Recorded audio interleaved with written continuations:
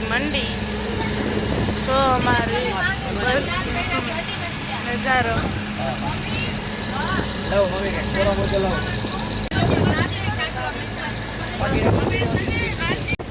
મનાલીમાં અંદર એન્ટર થઈ ગયા છીએ। મારા કાઉબેન તો અંદર આવીને જ શીખ ગયા।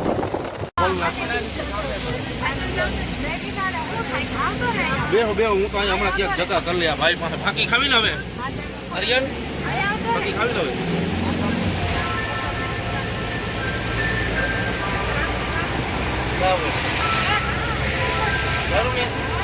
લે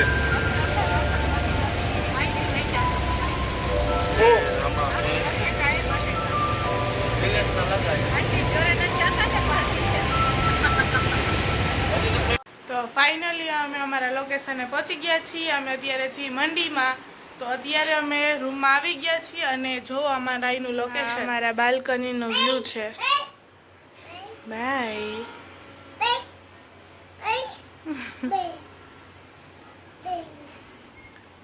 મંડી હિમાચલ।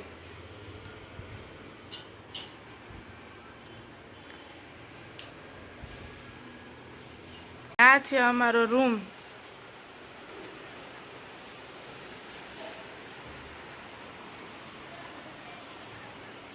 જરીકે ગરમીનો અનુભવ થતો નથી અને અત્યારે હવે અમે નાહી ધોઈ અને રેડી થઈ અને જાય છીએ અમારા એક રિલેટિવને ત્યાં જઈને મળીએ। તો અમે બધા જાય છીએ।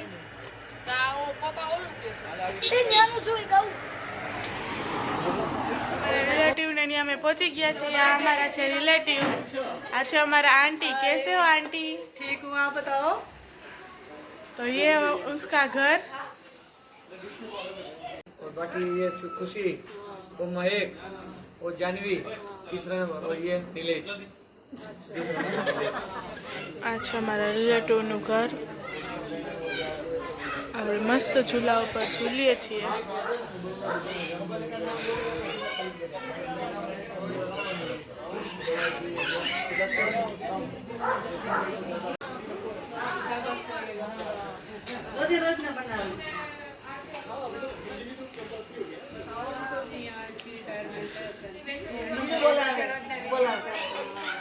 आप कुछ बताइए आपके गांव के बारे में।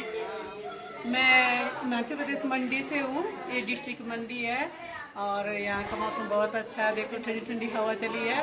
मई का महीना है लेकिन यहाँ बहुत अच्छा मौसम है। और ये मेरे रिलेटिव है जो आपको ब्लॉग बना के बता रहे हैं। और मेरे हस्बैंड की रिटायरमेंट है, वो टीचर से रिटायर हो रहे हैं, इसलिए हमसे मिलने आए हुए हैं और हम बहुत खुश हैं। Thank you. तो હવે અમે જમવાની તૈયારી કરી छी। हेलो भैया। इन लोगों ने अपने हाथों से हमारे लिए खाना बनाया है। राते तो હવે અમે ઘરે આવીને સૂઈ ગયા હતા કારણ કે બધા જ થાકી ગયા હતા 2 દિનની મુસાફરીથી। એટલે મારા વિડીયો રોજ જોવા માટે મારી ચેનલને સબસ્ક્રાઈબ કરો ને વિડીયો જો ગમે તો લાઈક કરજો અને આવા નવા વિડીયો રોજે રોજ જોજો કારણ કે અમે હમણાં 10-15 દિવસ બનાવીએ છીએ।